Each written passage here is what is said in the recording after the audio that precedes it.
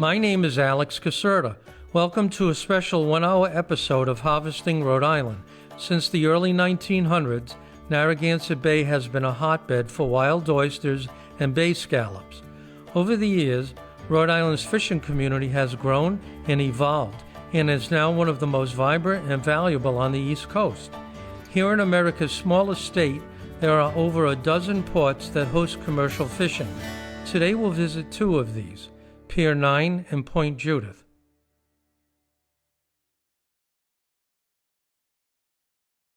I'm here at Pier 9 with Alan Eagles. And Alan, you've been fishing here for how many years? I've been fishing out of Newport for 46 years. 46 years, that's quite a career.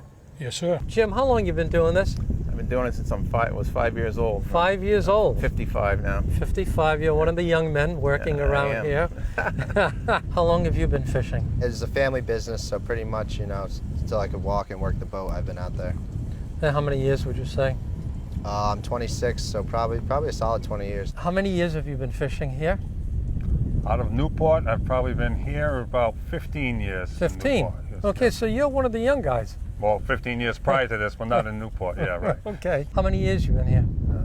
43. 43 years. Yep. Almost caught up with Alan. Yeah, no, he's a little bit ahead of me. Yeah, so he's the old man on the pier, or? Yes,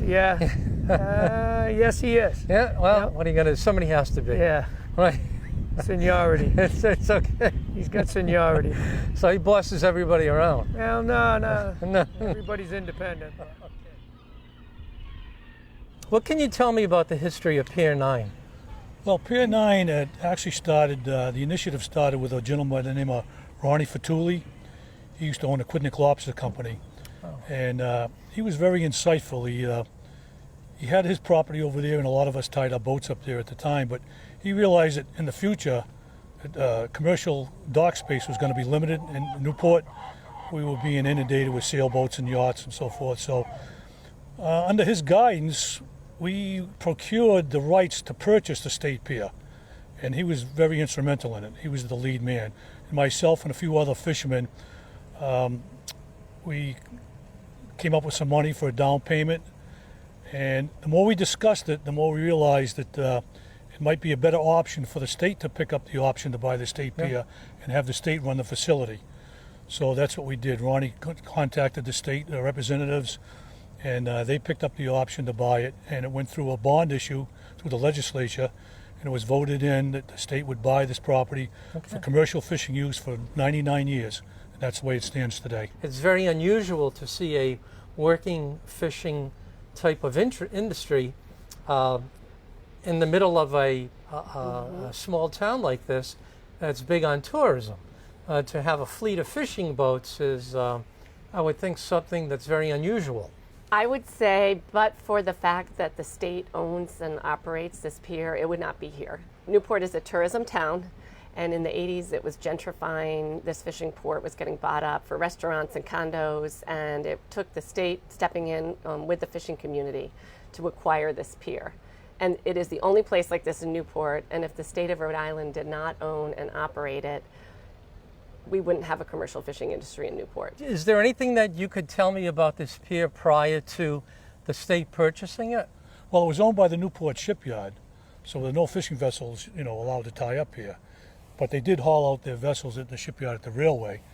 But we had other properties around Newport where we could tie our vessels up, but one by one they disappeared. Yeah. They became condos or restaurants or hotels.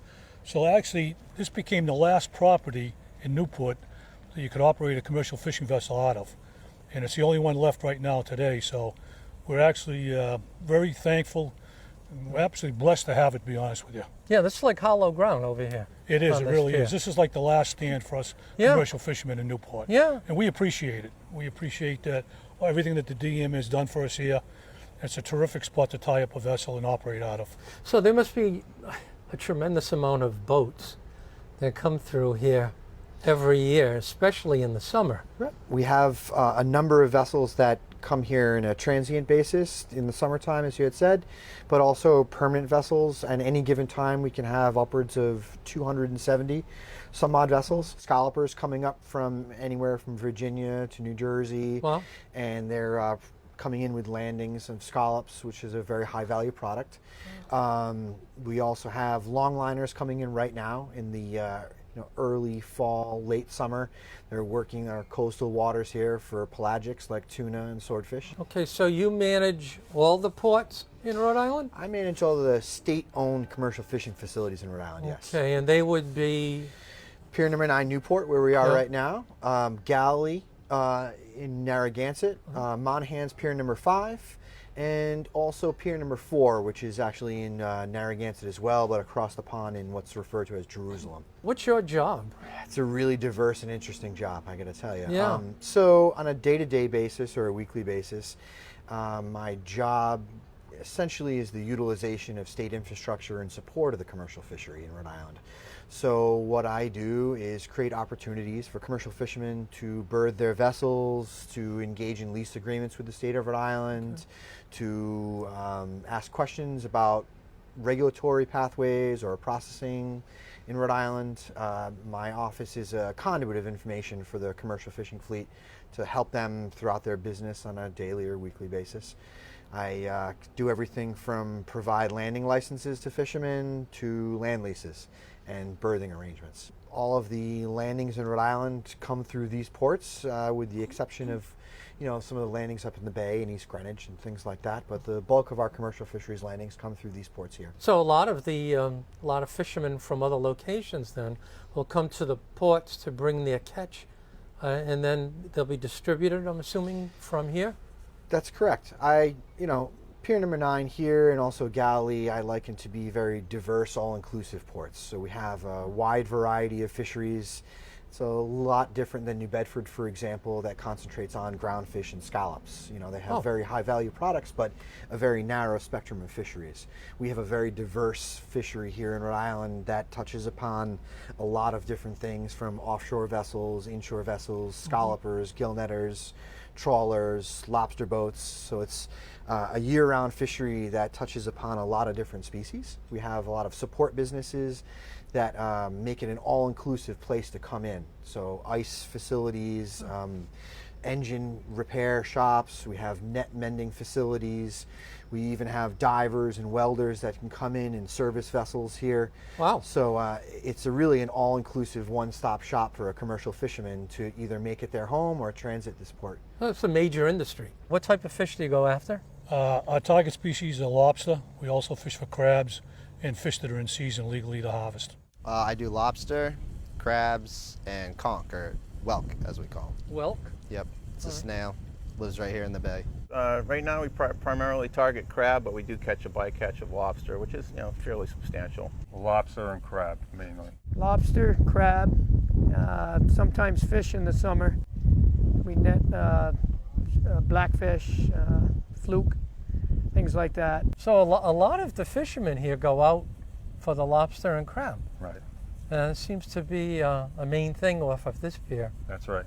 And then they bring in a lot of catch, I guess, from other fishermen who have other products when it comes to. Right. There's some diversification here. There's a few draggers, there's a few gill netters, but it's mainly a lobster fleet. When you bring in a catch, let's say, of lobsters, per day, how many on average do you? That's a $64,000 question. Or should I not be talking about that? Actually, every day is different. We have seasons where we do pretty well, and other times of the year, like I go all winter, and not everybody fishes all winter, but I've been doing it all my life. I still enjoy doing it.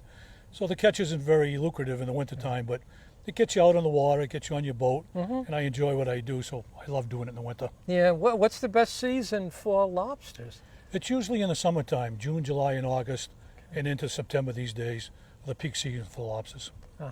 And then you do crabs, you mentioned? Yes, also we do crabs, Jonah crabs and sand crabs, and that's more or less off-season from the lobster season. So we'll start that pretty much going into now, like October. We'll do that through the spring. How far out do you have to go to get the lobsters and the crabs? Well, I fish in state waters, so we go out to the 3-mile limit. But there are boats here that fish from the state pier that go offshore, and they go hundreds of miles. They'll stay out for days on end, like a week, 10, 14 days at a time. Myself, I just day fish. Yeah. I go out in the morning and I come back in the afternoon, about 5 o'clock in the afternoon every day. So when they go out in those deep waters, do they set traps up? Yes, they do, yeah. And they go back to those traps? Yes, sir. Wow. They'll let them set usually, 5, 6, 7 days, and they'll go back and haul their gear. And when they get through hauling their gear, they'll come back to Newport. There's been a major change in the composition of the fish community in Narragansett Bay over the past several decades. Traditionally, Narragansett Bay supported a fish community that was demersal fish, so fish that are living associated with the seafloor. So those are things like our flounders, cod, things like that, that people really identify with in terms of the bay. And now we're seeing a community of fish in the bay that's primarily what we call pelagic in the science community. So those are fish and invertebrates that live up in the water column. So we're talking about squid, we're talking about butterfish, we're talking about scup. These species that are more associated with the water column proper rather than the actual seafloor. So we have seen a major change in the structure of the fish and the shellfish that are living in the bay, but we are able to still support a really robust commercial fishing community here in Rhode Island. So you work directly with the fishing industry and with the fishermen? Correct, yes. So we do on-the-water research with fishermen, giving them the tools to collect data that informs the science and the management of their fisheries. And we also work with our shoreside businesses, so our seafood processors, our seafood distributors, to help them get the product into the hands, particularly of local consumers, to help kind of boost the profile and the message about how sustainable and high quality our local seafood is here in Rhode Island. So you do a lot, I would imagine, from the science end of providing information for the fishermen, and then it also seems like you do a lot with public relations in terms of promoting the fishing industry and the fishermen, and you've got their back in a lot of ways. Oh, absolutely, and I think that's really one of the assets of CFRF is that we have the expertise of the fishing community that we can use when we're developing research priorities and developing projects and implementing our work. Having that kind of on the water knowledge and that practical knowledge of the seafood and fisheries system is really critical to CFRF's success. The majority of our work is with science. So we work with universities, we work with other research institutions. We have a science team on board that works directly with the fishing community to collect the data that's needed to inform sustainable fisheries, which is obviously a big topic today. Is how do we make sure that our wild harvest fisheries are there for many years to come? And that is one of the major focuses of CFRF.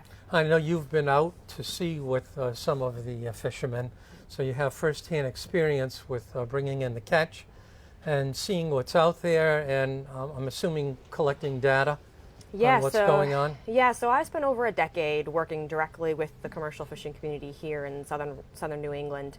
I've spent hundreds of days at sea on trawlers, on scallopers, on lobster boats, on quahog boats, really every type of fishing that you could think of, and really wide fluctuations in weather, in the availability of their resource, of the markets that they're serving. So it takes a really unique person to be able to balance all of those things to actually harvest seafood and bring it to consumers here shoreside, who often don't have an appreciation for how difficult it is to actually harvest that seafood in a way that's sustainable and in a way that can actually support a business. You're part of the fishing cooperative? Yes. Yeah. What's the name of your boat? Sea Mule. Sea Mule. Yep. And how big is it? 46 foot. And Russ, are you part of the cooperative here? Yes, I am. You are. And Dennis, you're part of the fishing cooperative here? I am. What's the name of your boat? The Blue Moon. Blue Moon. What's the name of your boat? The Excalibur, Well, how many feet is the boat? 70 feet. Oh, it's big. Yeah.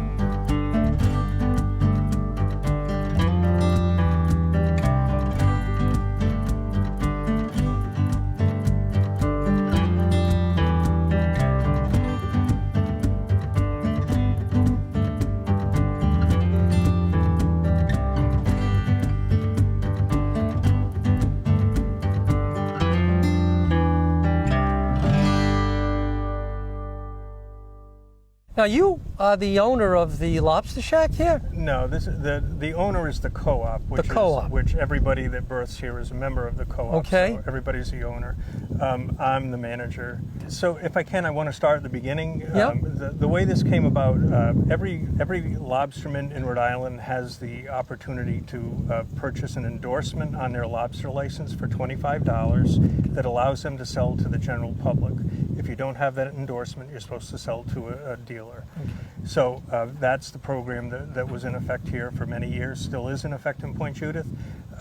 There were certain difficulties here, some spirited sales disputes that DEM did not feel comfortable allowing that program to continue. So instead of just curtailing the program, they came to us and said, we would like to find a better way, and we would really urge you to pool all those licenses under one roof and form a co-op and sell to the public that way. And so I think it was tremendous opportunity that Janet Coit and Larry Morazian gave to us. So in 2010, in June, we signed an agreement with them, and the Lobster Shack began selling just live product out of a very small building, and we've grown to where we've expanded that. We have live product. We're also selling prepared lobster rolls, lobster bites, things like that. One of the interesting aspects of this is it's integrated the fishing community into the outside community here, which we desperately needed. Prior to that, I think most of the fishermen would have been happy if we put a wall up at the entrance and just leave us alone. But it's not really in our best interest for the long run. Yeah. So now I think we get people that we have, people from the point that will walk down and pick up a couple of lobsters for lunch and bring them home, or they'll come and sit and look at the boats and have a lobster roll. So we've been very fortunate, and it's good for the industry because it puts a face on something they really don't have too much idea. I mean, we have people from Pennsylvania, Minnesota, all that, and they'll come and they'll spend hours here just looking at people bait up or unload traps or that sort of thing, and then they go home and at Christmas time have a ship lobsters to them. So it's a nice circle. Oh, that's nice. I mean, you can't get anything fresher than coming to the dock here and eating. And if you're in a location in the country where this is not available to you, this is one heck of an experience, I would imagine. Yeah, yep, and we're happy to, like I say, shed some light on it and put a face to it. And I think it's important to know we're only allowed to sell what's landed at this dock. It is fresh, it is local, you're helping this community, so it's been a real plus. The fact that there is a cooperative here, I think that's huge. Very important. That's very big for us. And it's also, we've become endeared to the town or to the city of Newport a little bit. We've become Newport's own little fisherman's co-op. Yeah. We've become part of the tourism down here for the state. We're trying to get involved. I mean, there's people that come in, the cruise ships come in here. Yeah, I've heard that. And they just flock to this place, and they're just intrigued by it. They sit there and eat lobster and just watch us work. And some come down and ask us questions, and it's actually fun to talk to them because we find out what they do. Oh, yeah. So it's a back and forth. I imagine if you're living in the middle of the country where there's no water, right. Then something like this, to see this, right. Yeah, for the first time, it must be an amazing thing. I've actually had a guy was from Colorado. He actually traded me steaks for lobster. We swapped. He owned a ranch and he had steaks. This was years ago. He mailed me steaks and I mailed him out some lobster. Then it was just somebody I happened to meet talking on the dock. We kind of got along and exchanged addresses, and that's what we did. So. I think that's really nice. Yeah. So you use your lobster traps for the lobsters and the crabs? And you also catch a bycatch of fish in the lobster traps. They'll go in there? Yeah, they go in to eat the lobsters. Yeah, Oh yeah, absolutely. Really? Yep. Any regular fish? We catch some sea bass, and that's pretty much just sea bass and variety of codfish here and there, but not much. Yeah, using nets for that? No, everything's in the traps. Okay, and you use traps? Yes, sir. No nets at all for the fish? Not for me. I use traps, fish traps. Do you use all traps also? I do. Blackfish, sometimes sea bass, scup. So you get a variety. It's not just a lobster trap. It catches other things, Oh. You get enough something to eat for supper, and if they're sellable, otherwise you got to throw them away. We're here in Newport, Rhode Island right now, and we've been talking with fishermen today and with folks that support the fishermen in the community. the folks that are watching your show need to appreciate that fishermen aren't all about live catch. They also work to, for instance, the shellfish industry in the state actually plants the seed. It's very much like a traditional farmer. One of our branches at USDA, NRCS, has helped fund the cages that are used to grow oysters and clams in order to make sure that environmentally everything stays sound. They have helped fund a cleaning station for those cages. That in turn helps the industry flourish and get stronger and provides a safe, healthy product to America's consumers. We also, in the New England region, we could have perhaps 2 or 3 times the output of shellfish that we have now. Now, your family has a history of fishing? Yes, it does. My grandfather came over from Greece in 1910 and settled in Newport and was one of the first Greek fishermen to fish out of here, and he had 4 sons. All of them became commercial fishermen. One of them was my dad, and as a small boy I used to go out fishing with him, starting at about 5 years old, and loved it, and used to go every summer with him. So fishing's in your blood. It is, yeah. My family did it, then I took over the reins. Are you the only one from the family who's continuing? Yeah. And do you sell locally? Yeah, most of what I caught is sold through the co-op here, the Fisherman's Co-op. It's a great outlet for us. Lets us distribute all our product locally. What should Rhode Islanders know about what's going on in their own state when it comes to the fishing community? Absolutely. So Rhode Island's a small state. We are the smallest state, but a lot of people would be surprised to know that we actually have the 2nd most valuable fishing port on the East Coast. So Point Judith, Port of Galilee, is our 2nd most valuable port on the East Coast, right behind New Bedford, which supports a very large fleet of commercial fishing boats. Our fishing community here harvests over 100 million pounds of seafood annually. That's estimated in value between 80 and 90 million just in terms of the landings. Thousands and thousands of people are employed by the fishing industry here in Rhode Island. So that's not just fishermen who are on the water. Those are folks working in processing facilities. Those are distributors, the whole seafood supply chain. And the actual economic value of the commercial fishing industry is something that's often underestimated in terms of the businesses that it supports, the jobs that it supports. So I think that's something that people are really not familiar with. You can't, it's not something that is tangible as seeing farms when you're driving down the road. The ports, the fishing ports here in Newport on Pier 9, as well as in Point Judith, the Port of Galilee, those are something that's kind of like a black box for consumers.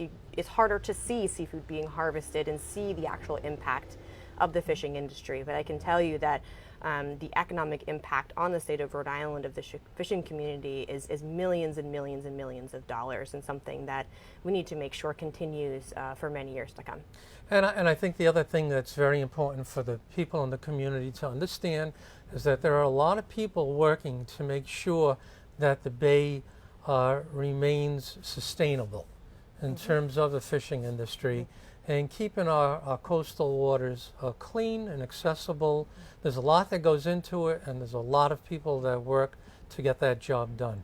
So Narragansett Bay, of course, is the center point of our marine ecosystem here in Rhode Island, but I think a lot of people also don't realize that the waters outside of Rhode Island, so I'm talking about Block Island Sound, Rhode Island Sound, even hundreds of miles offshore, those are also critical fishing grounds for our fishing community. So yes, we still have fishermen that fish in Narragansett Bay, but hundreds of fishermen out of Rhode Island, thousands of fishermen out of Rhode Island fish offshore. They fish outside of our state water. So managing our seafood resources in a sustainable manner is not just something that we do internally in Rhode Island. Rhode Island works with many other states across the eastern seaboard. We work with our federal government and really hundreds of stakeholders to ensure that our seafood harvest continues to be sustainable and that our fishing communities can really thrive over time.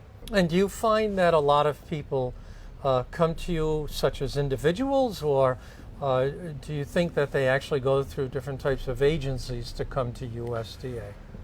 Well, you know what? We're a big secret. A lot of folks don't know about rural development and the opportunities that we have. I worked in agriculture as the chief of staff for the State Department of Agriculture in Connecticut, and I hadn't even heard of it. So Alex, this is the third year in a row that we've worked with you, with Harvesting Rhode Island, to bring the farmers right into the homes and the folks in Rhode Island. So we're promoting that. We're trying to have more people in the communities recognize what it means to be a farmer, a harvester, a fisherman, and all the trouble it takes to bring that product to market. We're trying to work with you to teach people about that. Janet, where do you see the future going with Pier 9? Are there any problems or threats that are coming up that could affect the fishermen and the catch that we have going on out here in the bay? So obviously climate change is here, and we're seeing a different composition of species. And in fact, we're landing more squid, for instance, in Rhode Island than all the other Atlantic states combined. We're seeing our lobstermen catching more Jonah crab, to the point where that's one of our most lucrative landings. So that's been a change just in the last 10 years or so. And then we are hoping to be the place that really promotes offshore wind as an industry. And of course, that's sharing the ocean with the commercial fishermen. And we are very concerned about making sure that offshore wind flourishes without diminishing the success of our commercial fisheries. And that is a big unknown. So we are managing that very carefully, working with the fishermen. So I think there's always going to be threats and changes, and having the fishing community that can count on the state to maintain infrastructure, to work with them, to promote local seafood is a benefit that they realize, even while we have our differences. And that keeps us all working in the same direction, which is well-managed, healthy fisheries, delicious local food, and an industry is probably our oldest industry that we want to hold on to and that we have great respect for in Rhode Island. I think this is really unusual to have a public agency such as DEM really encourage us, nurture us, facilitate us through all the various processes and allow us to do this. It's been a tremendous public-private partnership that I think is pretty rare, because the other thing is it's an agency that has many faces. Not only do they encourage us and stimulate us to do this, but then they set fishing regulations. So it's a unique position to be in, but really they've been a tremendous support for us to be able to do this. And I think the other thing that I think it's important for us to put our face out there. If you look around, I mean, we have high-end shipyards, we have timeshares, we have a very, robust tourist industry. But I think it's very important that things like this remain, so that we don't have a waterfront that is just yachts and just hotels, that there's some diversity. And I think that's what that's one of the things that the co-op has really kind of, through the integration into the community, established. I think this piece of property here is probably more important than some of the hotels or the fancy restaurants. I like to think so, but I think other people look, it depends how you look at it. I think the community, the people who live in Rhode Island, I would like to think of them as supporting the fishermen and realizing just how important it is that they can go out to the local fish store or come to the docks here and get fresh products. We certainly hope so. Yeah. Thanks so much for spending time and talking with us. Sure, thanks for giving us the opportunity. You plan on doing this as a career for the rest of your life? Yeah, absolutely. It's a lifestyle. I really enjoy it. Yeah. I look forward to having a future in it. Do you have any friends that you talk to about coming into the industry here and what the opportunities might be? Not really. Doesn't seem to be too much interest with it with people my age or my generation. Well, the biggest thing is getting young people in, to continue on. It's a great way to make a living. We don't see very many young people getting into it, unfortunately, anymore. So there's definitely a need for guys. If you like to be out on the water, you don't mind working hard. There are very few young people get into the fishing industry. I would encourage them. If you love being on the ocean, you love working hard, it's a great industry to be in. But it's very expensive to get into these days. It's not like it was years ago. It's very expensive. Boats are expensive, gear is expensive, and it's expensive to operate your business. Fuel prices, bait prices have gone up over the years. So it's a tough business for a young guy to break into. It seems to me that with a lot of the fishermen getting older, just like the farmers who are getting older, It's almost an open area for young people to get into. You're absolutely right, 100%. Well, I want to thank you so much for letting us talk with you today. My privilege. I really appreciate it. I'm glad I was involved. Thank you. Thank you. Yeah.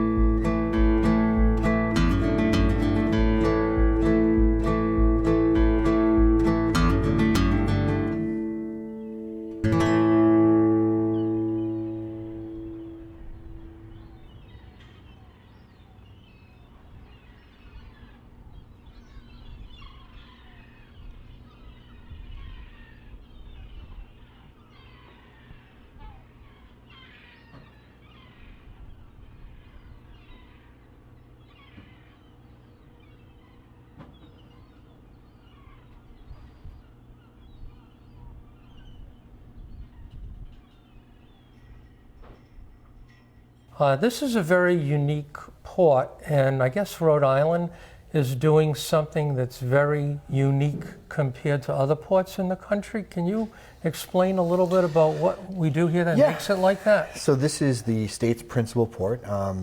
Landings in this port fluctuate between $50 and $60 million a year. It's a very, very big contributor to our local economy. We are kind of unique because the state owns the infrastructure here in this port. So we exist to essentially utilize this infrastructure in support of the commercial fishery in Rhode Island, capturing and supporting our heritage of commercial fishing here in our state. So with our state's ownership of this and the DEM's management of the port, it allows us to be a little bit flexible in supporting the fishery by making creative land leases or berthing arrangements with commercial fishermen and supporting them in that way. The port's really a cool place because it's an all-inclusive port. You know, fishermen come into this port from all over, anywhere from, let's just say, Florida to Maine. Now, I know this is a big spot for tourists in the summer with the beaches, but people can actually come here and go into some of the shops and purchase fresh fish year-round. They can go to some of the boats that are docked, the lobster men, and purchase fresh lobster right from right from the sea practically. Yeah, it's really unique. We have dockside sales. The DEM licenses vessels and to captains to sell their lobsters and crabs dockside. It's really amazing to me when I see like a tourist family from Nebraska or Wisconsin that's never really been to the seashore before come and buy their dinner right off of the boat. They're always amazed at the ability to do that. So seeing some of the smiles on their face or the inquisitive look on some of the children's faces, when they're handling their dinner, right at the docks is really a special kind of feeling. It's really unique and really interesting, and we're glad that we can provide that, access to the public and to the fishery as well. Yeah, it's really like, in this case, sea to table instead of farm to table. Same concept. We're standing inside Superior Trawl right now. I'm here with John Knight, who is the owner of Superior Trawl, and you sell mostly netting and do repairs here at Superior Trawl? It is what made this year such a good year for me, is that I've done more new nets than I have done in the past few years, because prior to this I think money was a little tight, so guys were like stringing things along, so we were doing a lot more repair work. But this year we've done a lot of new nets, so it's what's making this my best year ever, I think, probably. All right, and these are the nets that go behind the fishing trawlers. They go in the water. Some of them get to be how many feet? Like my biggest ones, I get some couple freezer trawlers that work out of Davisville that have like 1,500, 1,800 horsepower. So those nets will be like almost 400 feet long. Wow. For the from the wingtip to the end. And then I build nets as small as, I have some guys down here with 200 horsepower that are going to be like 60, 70 feet long. So I've run the gamut of what we do. So a lot of the size of the netting really goes in conjunction with the power of the ship. The towability of the vessel. What can you tell me about? For instance, we're standing on some really nice looking green and yellow netting. Where does this come from? So this green is a polyethylene webbing. It's coming out of Portugal, a company called Euronet out of Portugal. And so we bring that. We do an awful lot of that webbing. Most of our webbing that we deal with is polyethylene, though we do some nylon. What does something like a 200-foot net cost in general? In general, so we got an example on the floor. You can't really see it because it's sort of buried, but that's a rope net that's going to go onto my landlord's boat, the Karen Elizabeth. And so that's going to be like 225 feet long, and it's got the expensive Dyneema webbing in it, but that'll be about $25,000. And that netting would last how many years? Depends, obviously, because how they take care of it, right? Well, not just how they take care of it. That's one of the things about fishing. When you set a net over, you just never know. So it could be the last time you ever see that net is the time that you set it out. Because you never know what's in the water. Or you never know what you're going to hit. You never know. I mean, these guys have ground and they have toes and they have hangs and all that, but still you never really know, you know. So that said, but I mean, like a good lifespan would be 3 or 4 years for a net that's used pretty consistently. You know, that would involve obviously some tune-ups and that type of thing. But. And then I guess the webbing on the nets would refer to different types of fish that they're out there looking for. So we used to say, we used to hear like the phrase like years ago how like fishing was a lot like digging up potatoes with a bulldozer. You just went out and you just plowed through, and then whatever hit the deck, you threw over what you didn't want. But that was never really the case, and nowadays it's even much less the case. Now we spend a great deal of time with various mesh sizes, geometries of the net to try to, like I refer to as the surgical removal of fish from the ocean. So if I want to go out and squid is my target, I don't want anything else but squid. First off, I can't keep it, so I don't want to waste the resource. And secondly, it's just hard to handle. The fishermen don't want to deal with fish, so they don't have to. So if I can build a net that catches nothing but squid, then that's going to be what we're going to target. And then we're doing more and more of that. And we've done a lot of like conservation engineering type projects to try to, for various problems that we see, to try to do that surgical removal of fish.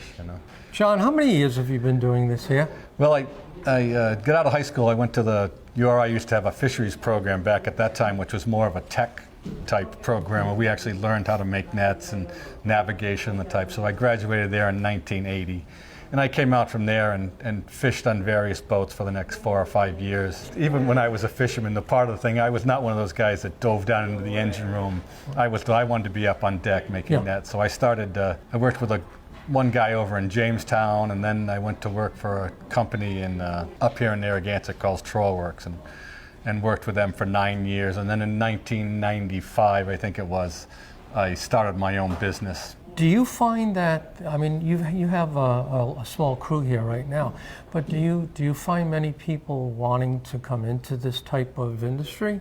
Well, that is certainly a problem that I think it's industry wide. I think Rhode Island Engine would have the same statement in that there's just not that many young people in the my average age here is over 50 for the 6 of us, So and I think that's probably similar to the rest of the fleet. So, but if somebody wanted to come in who was young and said, "Hey, this looks really interesting. I think I would like this," would they be able to do maybe an internship with you or learn the trade? Yeah, no, I love teaching people. We've had a couple training sessions one was funded by the state of Rhode Island, and that's.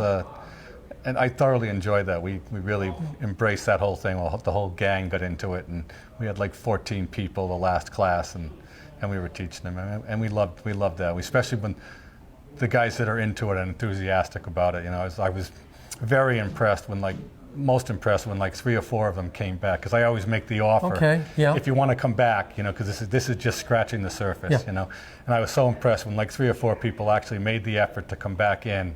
And get some more learning, and that's great. Do you know if they're actually working at Yes, I think they. That's great. The 2 of the women are definitely working. They were in the class. They were 2 of the ones that came back. That's great. They were totally into it. Yeah, it's very good. Yeah. Now you made a special net. You actually won an award for it with the government.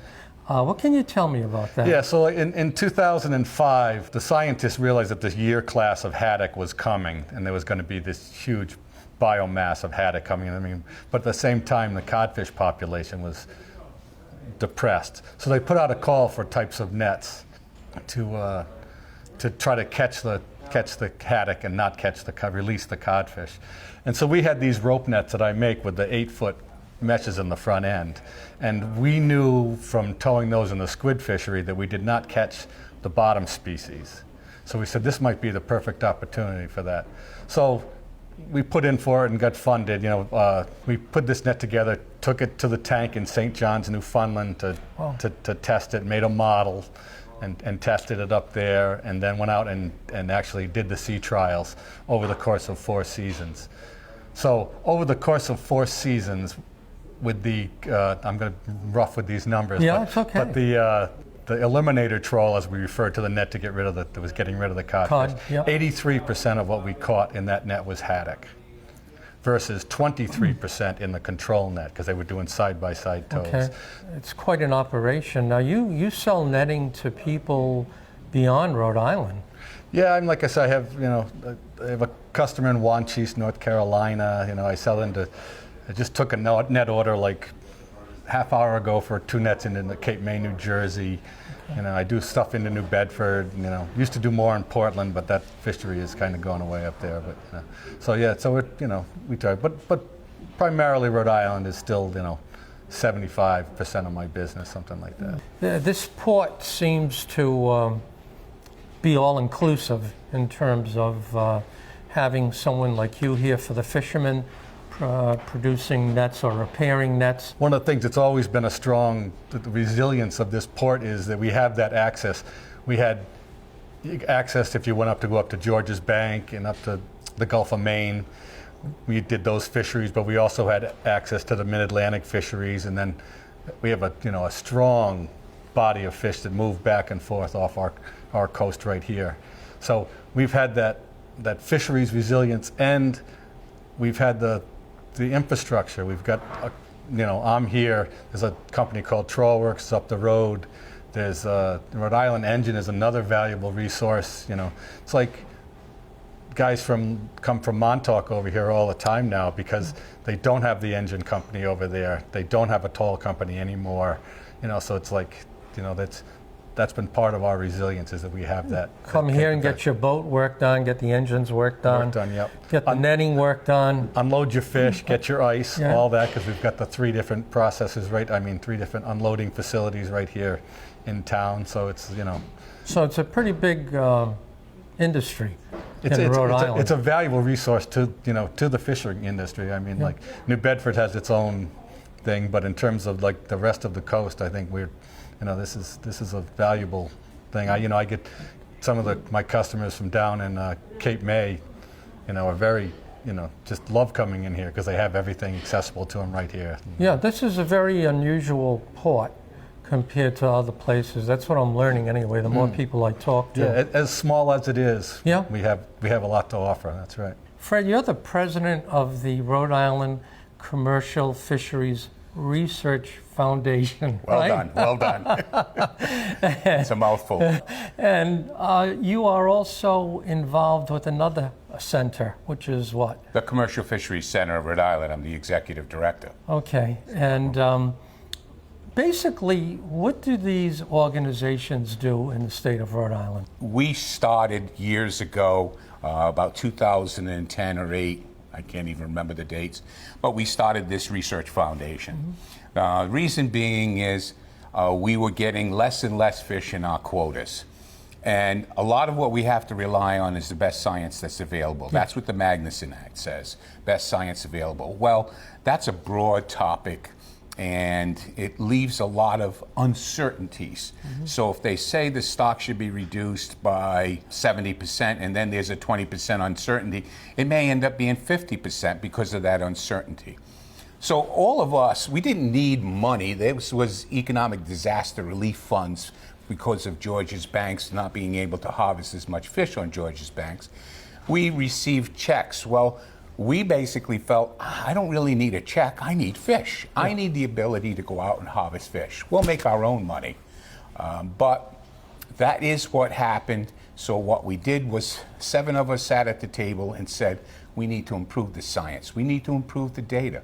We need to create a research foundation here where we can go out, use the fishing vessels as platforms. and do this collaboration with science and academia, because we need them. They have that aspect. We understand fishing, and we have the platforms, and collaborate together and improve this, mitigate these uncertainties. So that's how we started. And from there, it just blossomed into, I think we've done something like 48 or 50 research projects, generated almost $2 million, $1.5 million to $2 million, just in monies that have gone to the industry. And I think we've done over $10 million in research. We've come a long way. We do a lot of things like conservation engineering, and then we have done tremendous amounts of stock assessments on all different species. So we are the only one doing lobster and crab research. We have 20 vessels from New Jersey up to New Hampshire. Some of them inshore and a lot of them offshore. We give them their own tablets. Every so many pots, they take the lobsters and crabs that they have, they measure them, they sex them, size them, and everything else, and then they put that in on a tablet. We've tabulated now about 150,000 lobsters and about 70 or 80,000 crabs. So this is the research that the Northeast Fisheries Science Center is utilizing. That's really the only research that they have offshore, because the lobster research has always been based on state to state. Well, that's 3 miles. So you can see there's a vast area. Big difference. Big difference. Yeah. It's all managed by fishermen. The whole board is fishermen or fisheries related. Yeah. You know, John here at Superior Trawl is one of the board members. So you're really doing something, would you say, that's very unique to the state of Rhode Island compared to other parts of the country? Yes, it is very unique. There aren't many research foundations. There are academia. Yes. A lot of universities they utilized, to do these types of research. And then we do. Mm-hmm. We actually create RFPs and go out and get proposals back and then select the most appropriate proposals based on the priorities and relevance. So, yes, this is very, very unique. It's a great opportunity. Yeah, like I said, it's a great tool and it's a great resource. Fred, I want to thank you an awful lot for, coming out here today and sharing all of this very important information with the consumers of Rhode Island. And thank you for the opportunity. I think the public does need to be educated, but that's in any industry, and especially in the fishing industry. We seem to be in this southern corner of the state, and it's not that people don't know we exist, it's just that they don't know exactly everything that it's entailed in this industry and what we have to deal with on a day-to-day basis. Well, Fred, thanks very much for all the work that you do with the industries. Thank you.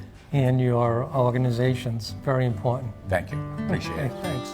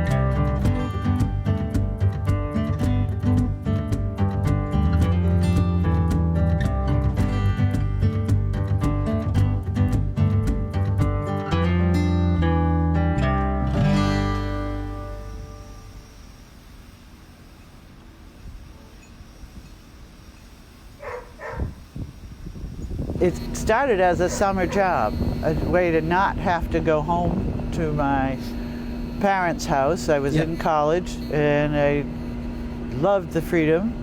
So if we secured jobs, we were sure our parents would let us stay down in South County. Yeah. Well, every restaurant and tourist place already had their list of applicants for jobs. So it was suggested we go to look around the docks, see, because there's this thing called string and bait.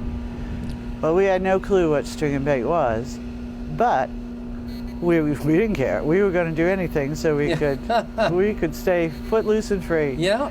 So anyway, we did. That summer we secured jobs to string bait. Oh man, it was one of the best summers I've ever had. But we got introduced to the workings of the commercial fishing industry, and it was exciting. It's exciting. It still is exciting. It still is exciting. 34 years later, and it still is exciting. That's great. You run the bait company here, and you've been stringing skate bait specifically for lobster traps. That's right. We've been doing it for 34 years. The bait company was established in 1984, and we provide skate bait, occasionally menhaden or pogies, and as well as herring. This time of year, herring becomes available. It's caught in our waters here, and it is also, because of its oiliness, it is a very attractive lobster bait. But primarily we provide skate. And in this area, the little skate, there are 7 different species of skate in the North Atlantic. The one we target that's harvested for bait is called the little skate. The little skate only grows so large, and that's its maximum size. Does not allow for harvesting for food. There's just not enough yield to the wings. Where the larger skate species like winter, bondor, thorny, smooth, although thorny and smooth are not harvested, but bondor and winter are for their for food. For food, yeah. It's a lot of restaurants grade. are starting to Absolutely, it's so delicious. Yeah. It truly is. So, in fact, I was told that in like England and Ireland, skate and dogfish, which are in the same grouping, are used for their fish and chips. It is a staple. Okay. Yeah. So, but you say skate to, people around here, and it they look down on it. Yeah, they think lobster bait. They don't think food. Yet it is absolutely delicious. And so what you'll do is you take about 5 of those skates, and you'll run a rod through them, which is string attached. We call it a bait needle, and yes, we put 4 or 5 on a string. It gets tied up so that the 5 of them will then easily be hung in the lobster trap to lure the lobsters in. So we insist it's what makes the lobsters taste so good. Yeah, so it's prepared food for lobster, and it's also prepared for the fishermen who throw it in the traps. So it saves them a step in the process. Absolutely, and that's pretty much how the bait company started. Before I started this, lobster bait was prepared by the crewmen on the boat. And as offshore lobstering started to really explode, more and more time was needed to handle the gear and the boat work, and the boats were getting bigger, and there was much more involved. Some of these incidental labor requirements could be farmed out, so to speak.